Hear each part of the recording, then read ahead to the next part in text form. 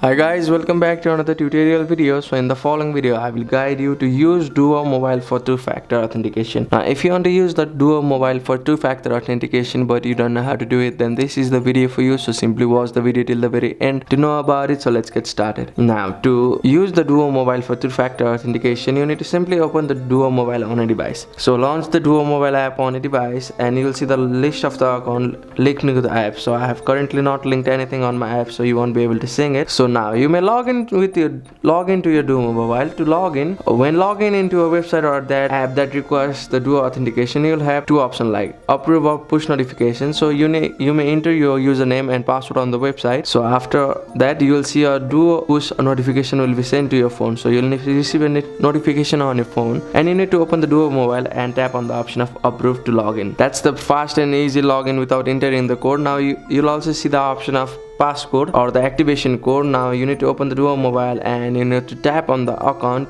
You need the code for a 6-digit code will appear here. So you need to enter the code on the website to complete the login. So that's it. That's how you can use the Duo Mobile app on a device. Thank you for watching the video. Please don't forget to like the video and subscribe to our channel. Thank you.